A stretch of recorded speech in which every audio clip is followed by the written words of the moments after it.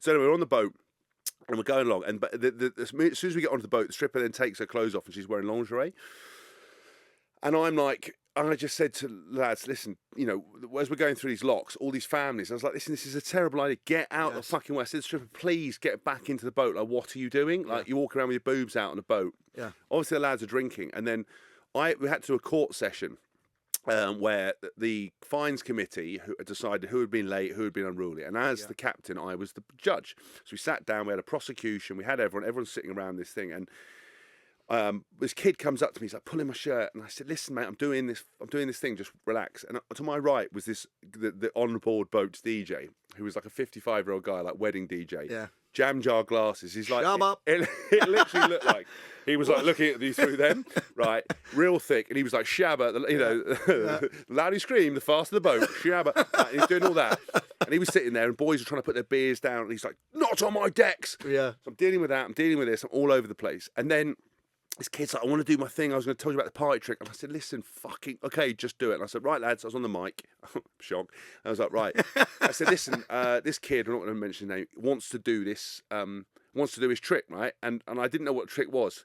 Before I could know it, he's pulled his trousers down, taken a bottle of beer, shoved it up his arse, done a handstand, emptied the beer bottle into his arse, and then gone, I'm going to do a beer fountain, but has flipped back to his feet to fire out this beer, but obviously hasn't pre-planned for any of this, doesn't understand human biology, and has just fired a projectile of beer and the contents of his bowels on part off the boat and onto the side of the boat, right? To say that people were like shocked.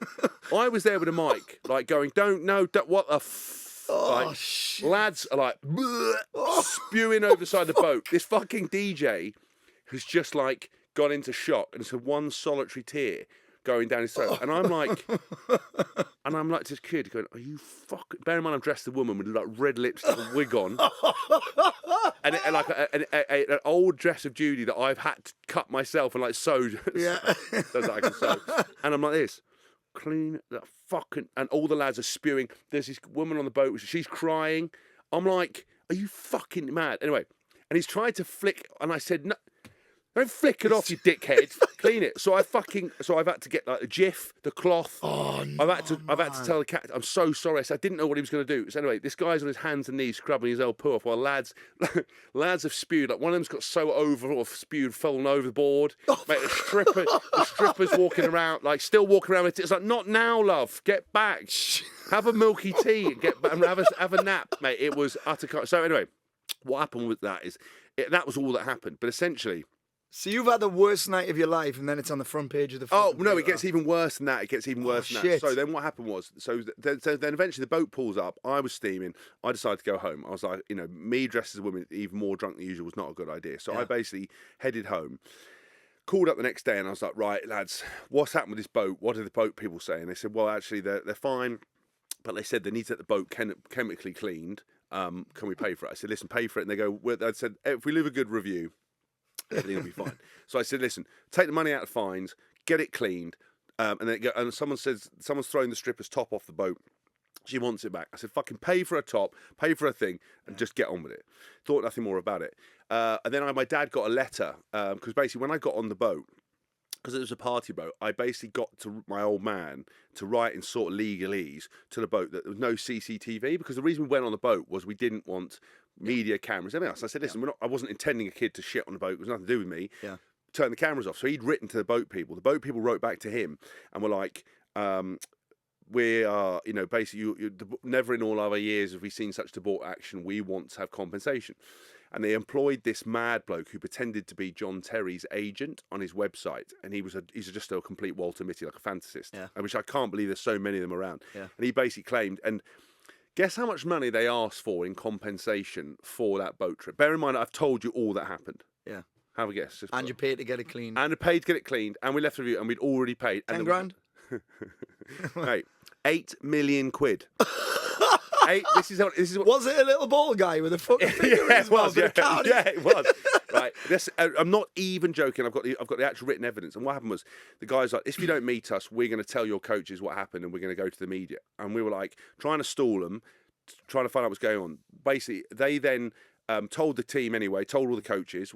I then had to go away on tour with England. While I was in tour in England, this mad lawyer bloke, who wasn't a lawyer, who was just an insane bloke, was like writing to my dad going, and to the England coaches and to anyone who would listen, how dare you allow James Haskell to go to Australia and play the best rugby of his career and then go to Ibiza with his pop star girlfriend? Chloe was fucking livid because she's not a pop star, has never sung. And this guy was going mad. And then eventually they wrote to WAS demanding this 8 million quid. Mm-hmm. WAS then got all these lawyers in, and the lawyers were having interviews with the players, and it was like, right, so they got the evidence from the crew, and basically the crew evidence, all of them were different. And what they said were, the big guy, James Haskell, right, amazing, Haskell, the ringleader was the one in the dress, right, and basically their varying accounts were, I ordered 10 bottles of beer, and apparently I told people to insert them up their arse. That was the first thing. Wow. That we were having a gay orgy, that we'd left our wives, we were all having sex with each other. That was the next one. Genuine. There was one of the guys that had wearing a pig mask, and he was like, the guy in the pig mask was a particular deviant, and they basically said everyone was doing everything, and none of them things matched up. And they said never in all their lives they've been traumatised. I said, it's a fucking stag do boat. They said, if you're going to design a boat for partying, this is what it is. And they said all the years they've never seen anything. They're going to have to get counselling. The women, seeing a person shit, it's traumatised her for life. And obviously this went on. And then, but the lawyers were then going to the WAS lads in interviews. So, did James... did he make you do that? Oh, it's okay to say if he did. It's a safe space. They went into that, all that, did he touch you? If so, where? And all that shit. And I wasn't there.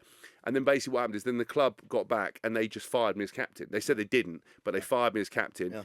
Yeah. The guy, because obviously he didn't get 8 million quid, sold his story to the Daily Express. Yeah. And the only one who got fucking mentioned in a photo was me. The only one, and I lost a deal with Land Rover. Land Rover were gonna, they stayed with me, but we were gonna do something more substantial. They're like, we can't have this. But I didn't do anything. I was just there at the boat. Yeah. So anyway, the club basically blamed me because they said I should have done more. I was like, I couldn't get across the room fast enough to get the bottle of beer out of his arse. Mm-hmm. What was it? I don't know why he thought that. And so anyway, that's basically what happened, and it was carnage. So that was just one of the things I've had to put up with, and I was named in it. Well, I was thinking that I've actually wrote it down word. You'll not be able to read it, although I've seen your writing. So yeah, it's terrible. On the same. Yeah. It's great though because no one can ever steal ideas. No, ever. I'm not sure there are any ideas in my book. Yeah. So I've got this down, and I'm like, it said I'm a celeb star. So did this come out after you?